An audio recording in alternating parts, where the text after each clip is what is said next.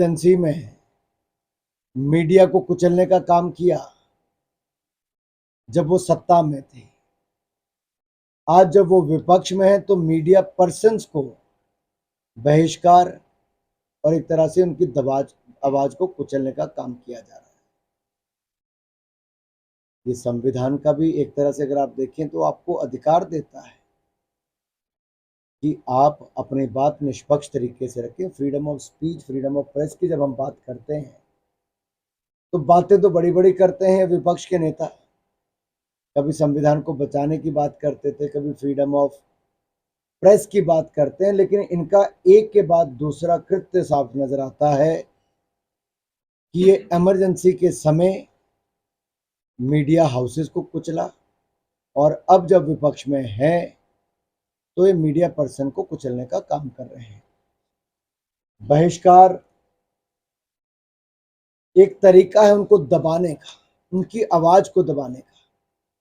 शायद कांग्रेस चाहती है कि जैसे ये एक परिवार के आगे सब जाके नतमस्तक होते हैं, इनको लगता है कि देश का मीडिया भी उस परिवार और उनके गठबंधन के आगे नतमस्तक हो। लेकिन मैं मीडिया के मित्रों से कहना चाहता हूं, इमरजेंसी के समय भी आपने मुंह तोड़ जवाब दिया था, अब भी समय है और सभी मीडिया के वर्गों से एक मुंह तोड़ जवाब आया भी है इनको। ये विकृत सोच कांग्रेस की और इनके दलों की है। ये स्पष्ट तौर पर दिखाती है कि अहंकार और घमंड विपक्ष में रहकर भी इतना है कि हिटलर वाली सोच आज उससे मीडिया को कुचलने का प्रयास कर रहे हैं। लेकिन ये भारत का मीडिया है, न दबा था, न दबा है और न दबेगा। जहां से अभी 2 दिन पहले कैलाश मेघवाल जो बीजेपी के बड़े कद्दावर नेता थे, पार्टी ने उनको निकाला और उन्होंने केंद्रीय मंत्री अर्जुन राम जी मेघवाल पर बड़ा हमला बोला है। ये उसका रिएक्शन था या कैलाश मेघवाल आते जाते रहेंगे? क्या इम्पैक्ट देखते हैं सर विधानसभा चुनाव? देखिए, आपका अच्छा सवाल है, लेकिन अगर आप देखेंगे भारतीय जनता पार्टी कार्यकर्ताओं की पार्टी है, किसी एक परिवार के साथ बंधी हुई पार्टी नहीं।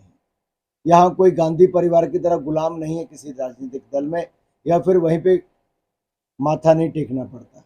ये कार्यकर्ताओं के समर्पण भाव के इस कारण आज यहाँ तक पहुंचे हैं कि एक गरीब माँ का बेटा भी देश का प्रधानमंत्री बन सकता है, भारतीय जनता पार्टी में संभव। और अनुशासन, ये हमारी प्रयास रहता है कि ज़्यादा से ज़्यादा अनुशासन हो।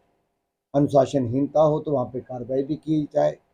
पूर्व के बहुत सारे उदाहरण हैं, बहुत बड़े बड़े नेताओं के खिलाफ भी अनुशासनहीनता के चलते कार्रवाई की गई। तो जब राजनीतिक दल इतना बड़ा हो कि दुनिया का सबसे बड़ा राजनीतिक दल हो, निर्णय समय समय पर पार्टी करती है, उनमें से एक निर्णय ये भी है।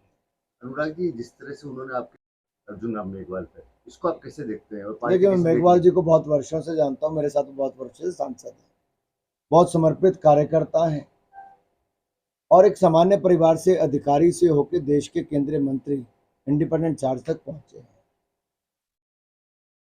बड़े नेता हैं और मुझे पूर्ण विश्वास है उनका एक राजस्थान नहीं पूरे देश भर में बहुत बड़ा योगदान है।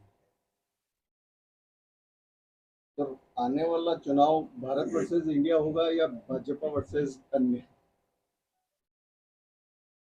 देखिए, कुछ लोगों को भारत नाम लेने पर भी शर्म महसूस होती है, कई उसका भी विरोध करते हैं।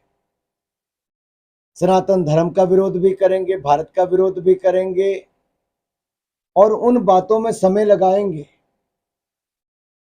जहां पर बहुत स्पष्टता है। हमारा संविधान हर किसी को अनुमति देता है कि आप किसी भी धर्म, जो आपका फेथ है, आप उसको किसी भी तरह से उसको आगे बढ़ाएं, आप उसको पूजा पाठ करते हैं, उसमें कोई रोक नहीं। लेकिन कुछ लोग तो सनातन धर्म को जड़ से खत्म करने की सोच रखते हैं। ये सोच उन्हीं लोगों की हो सकती है जो किसी के दरवाजे पर माथा टेकने का हो, एक परिवार तक सीमित हो या अहंकार और घमंड से भरे हों। और एक घमंडिया गठबंधन जिसको इंडी अलायंस भी कहा है, उनके नेताओं ने एक नहीं कईयों ने बार बार कहा और इनकी सोची समझी रणनीति है। लेकिन शायद वो भूल गए, ना मुगल कर पाए ना अंग्रेज कर पाए। तो घिसी पिटी कुछ दल जो सोच को लेकर चले हैं, मैं इसलिए कहता हूं मानसिकता दिखाती है, बांटो और राज करो। अंग्रेज चले गए लेकिन अपनी सोच इनको देकर गए।